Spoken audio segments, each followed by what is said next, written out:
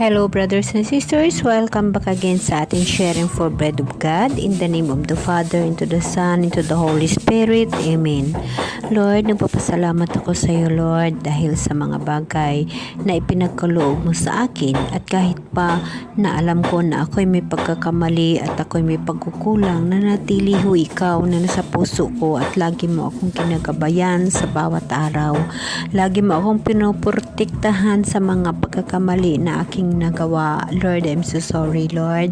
Alam ko na marami akong pagkakamali at kakulangan sa iyo, ngunit ang lahat na iyon ay hinihingian ko ng patawad sa iyo. Ganon din, Lord, hinihingi ko sa iyo na ikaw magkontrol ng buhay ko upang ang mga pagkakamali sa buhay ko ay aking maiwasan. Dahil tao lamang ako, Lord. Ikaw ang gusto kong mamuno sa buhay ko, sa katawan ko, sa sarili ko, Lord. Upang ang pagkontrol ng buhay ko ay nasa mga kamay mo at panatag ang aking kalooban sa araw-araw na lahat ng buhay ko dahil ikaw ang nagkokontrol, Lord. Yes, ikaw lagi ang aking susundin. Ngunit ako'y isang tao lamang na ang kasalanan ay lumalapit ang mga tentasyon. Kaya alam ko, Lord, na hindi mo ako pinababayaan sa lahat ng mga bagay. Dahil hinihingi ko sa iyo, Lord, ikaw ang mag-control ng aking buhay. Amen? Amen. Okay, brothers and sisters, today ibabahagi ko sa inyo ang Matthew chapter 6 verse 24.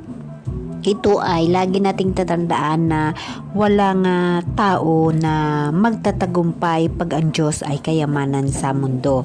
Dito nakasaad sa Matthew chapter 6 verse 20, for walang makapaglilingkod ng sabay sa dalawang Panginoon sapagkat kapupuutan niya ang isa at iibigin ang ikalawa. Paglilingkuran ng tapat ang isa at hahamakin ang ikalawa. Hindi kayo makapaglingkod ng sabay sa Diyos at sa kayamanan. Yes, brothers and sisters, totoo ho yun. Ito ay isang reflection sa buhay ko. Ako ay isang simpleng tao na namumuhay ng wala dahil ako ay may sakit at ako ay sinusuportaran lamang ng aking anak. Ngayon, ako'y nangangarap na magkaroon ng kunting hanap buhay upang makatulong hindi lamang sa aking sarili, kundi sa aking mga anak at sa aking tinatawag na nangangailangan ng aking tulong. Ngunit bilang tao, nandyan yung mga tinatawag na pangarap, hindi pa rin nawawala yung pangarap, ngunit yun lahat ay slight na lamang. Unlike before na talagang pinupursige ko ang mga bagay na yun. Ngayon kasi, brothers and sisters, kinokontrol ng mahal na Diyos ang buhay ko, kaya ang mga bagay na yan, ipinaubaya ko sa Kanya. Yun ang plano, yun ang magiging gusto ko para ito sa ibang tao at ganun din makatulong ako sa kahit pakunti-kunti sa mga apo ko at sa pangangailangan ko mismo at sa sarili ko hanggat nabubuhay ako habang ako ay nananaliksik sa Bible at nababahagi ng mga ganitong bagay para sa aking kapwa. Ito ay isang reflection sa buhay ko na ang kayamanan, pag yun ang uunahin mo sa buhay, hindi mo magampanan ang obligasyon sa mahal nga Diyos. Like me, sa ngayon araw lamang, kanina pa ako nagsasabi na gusto ko magbasa ng Bible at magbabahagi. Ngunit nadadaan ako sa sayang ito. May something dito sa sarili ko na sayang ito. Yun ang ginagawa ko una pa. Tapos sometimes sabihin ko, pag ako'y parang nawawala doon sa aking ginagawa, sabihin ko, sorry Lord, sandali Lord. Bigla yun magsasabi sa isip ko nga.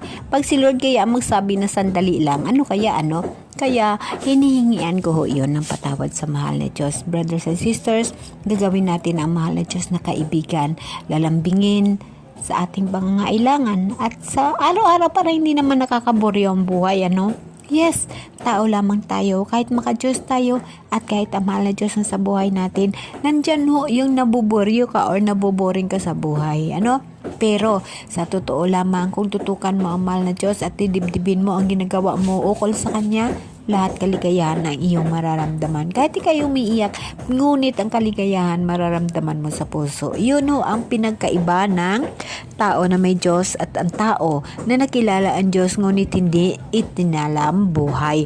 Lagi nating tatandaan na walang makapaglingkod ng sabay sa Diyos at kayamanan. Kaya iniisip ko, si Lord na ang bahala. Kung ano man kayamanan na mayroon, kung ano man ang araw-araw na nangyayari, siya na ang bahala. Uunahin ko lang siya. Siya lang lagi ang aking uunahin. Kaya humingi ako ng tawad sa mga pagkukulang at mga pagkamali na aking ginawa. This is a reflection for today sa buhay ko. I'm sorry, Lord. Humingi ako ng tawad sa mga pagkakamali at mga pagpatumbaya sa lahat na ginagawa ko na hindi kaya-aya sa iyong paningin, Lord. Hinihingian ko yun ang patawad. Ganon din, Lord. Sinusuko ko sa iyo ang lahat. Ikaw ho ang mag-control ng buhay ko dahil hindi ko kaya ko kontrolin ang sarili kong buhay. Kaya ipinaubaya ko sa iyo, Lord, ang pag-control ng buhay ko. Ikaw na ho ang bahala sa lahat sa buhay ko. Isinusuko ko sa iyo ang lahat. Maraming salamat, Lord. Thank you so much, Lord. So, kapatid, lagi natin tinandaan na ang kayamanan sa mundo hindi ho ay isang tinatawag na paglilingkuran. Ang dalawang bagay sa mundong ito, kayamanan at ang pagserbisyo sa mahal na Diyos. Lagi natin tatandaan, ayon sa nakasulat sa Matthew chapter 6 verse 24, walang makapaglilingkod ng sabay sa Diyos at sa kayamanan. Yes, kailangan nating pumili ng isa. Pagpiliin mo ang Diyos, iset aside mo ang kayamanan dahil alam ng Diyos ang pangangailangan mo at alam ng Diyos ang bawat araw na kailangan mo. Kaya't sinabi ko sa inyo, huwag kayong magababag tungkol sa pagkain at inumin na kailangan ninyo upang mabuhay o tungkol sa damit na kailangan ng inyong katawan. Di, tama yun. Dahil na ang lahat ho niyan ay alam ng Diyos. Alam niya ho yung mga pangangailangan natin. Alam niya ho yung bawat kailangan ng tao na kanyang minamahal. Dito sa chapter 6 verse 29, ngunit ito ang sasabihin ko sa inyo, maging si Solomon ay hindi nakapagsuot ng kasing ganda ng isa sa mga bulaklak na ito. Bagamat napakaringal ang mga damit niya. Kung ang mga damo sa kabukiran na buhay ngayon at kinabukas ay ginagatong sa kalan ay dinaramitan ng Diyos, kayo pa kaya?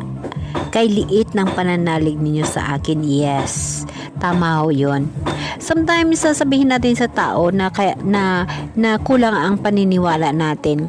Kagaya sa akin reflection sa buhay ko, ang panampalataya ko sa mahal na Diyos ay buong buo, ngunit ang matentasyon sa mga bagay na sometimes sinisit aside mo, sometimes sasabihin mo, sandali lang Lord, no? Sometimes may ganyan tayong attitude bilang tao, ano? Kaya dapat natin baguhin yung ating attitude.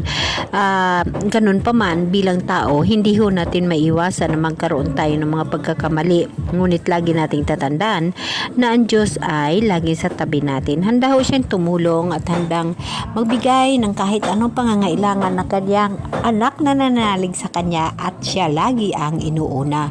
Yes, brothers and sisters, kagaya sa sarili ko, sa sariling buhay ko, lagi kong sinasabi na uunahin ko ang Diyos dahil alam ko na ang lahat na pangangailangan ko binibigay ng Diyos, hindi niya ako pinababayaan. Kaya ganon din ho kayo, brothers and sisters, dito sa chapter 6 verse 34, kaya huwag ninyong ibabahala ang para sa araw ng bukas. Saka na ninyo harapin kapag ito'y dumating. Sapat na sa bawat araw ang kanyang mga suliranin. Yes, tama ho yun. Kaya sometimes tayo, brothers and sisters, mayroong mga tao na hindi makatulog dahil na oras na ng pahinga, nag-iisip pa kung anong gagawin nila kinabukasan. Nag-iisip pa ng mga bagay na dapat nila gagawin kinabukasan. Brothers and sisters, ito ay isang advice na pag ang Diyos nasa sayo, ang oras ng tulog is itulog mo. Huwag mo isipin yun. Magpapasalamat ka sa Diyos dahil sa pahinga na ibinigay sa'yo sa pagtulog sa oras na yon. Ang kinabukasan sa pagising mo, magpapasalamat ka muli sa mahal na Diyos dahil nagising ka at simula na sa pagplano ng araw mo kasama ang Diyos dahil yun ang mga bagay na iyon ay unti-unti mo lang naintindihan na ay ang Diyos pala kasama ko. Kaya sa araw na ito, lahat na pangangailangan ko ay nagagampanan yan. Yes, brothers and sisters, ganun ho ang ginagawa ko bilang tao. Hindi natin maiwasan sa sarili natin na minsan mabuboring ka dahil tao lamang tayo, makasalanan tayo. Ngunit pag nandyan ang Diyos at lagi mong kausap ang Diyos, naging kaibigan mo ang Diyos, wala hong boring sa buhay. Mayroon siyang mga bagay na ibibigay sa iyo na kung saan ay maaliw ka. Ang Diyos ay aaliw sa iyo pag alam ng Diyos na siya lamang ang iyong pinaglilingkuran at siya lamang ang iyong inaasahan at siya lamang ang buhay mo. Kaya ang mahal na Diyos nagbibigay ng kaaliwan sa taong minamahal niya, sa taong pinipili niya. Step by step, gagawa siya ng mga bagay na ay para sa iyo sa araw-araw na lahat. Yun ho ang pinagkaiba na may Diyos ang buhay ng tao at sa Diyos lamang siya umaasa at ang buhay niya ay kasama ang Diyos. Kaysa ikumpara mo sa tao na nakilala ang Diyos ngunit hindi ito talambuhay. Kapatid, lagi nating tatandaan na mas maganda ang buhay kasama ang mahal na Diyos dahil ang lahat nandyan, ang sakit, hirap, mga problema, ay wag mong isipin yun kapatid. Dahil tutulungan ka ng Diyos sa pagsulbar na yun dahil alam ng Diyos ang pangangailangan mo at alam ng Diyos ang puso at isip mo at mismo ikaw ay inaasa mo sa Kanya ang lahat. Alalahanin mo, ginawa ng Diyos ang langit at lupa. Napakalaking bagay ho yun. Ikumpara mo sa mga problema natin sa mundo, katiting lang ho yun. Ngunit kulang lamang ang ating panampalataya. Karamihan sa ating mga tao, mas inuuna natin ang kayamanan kaysa Diyos.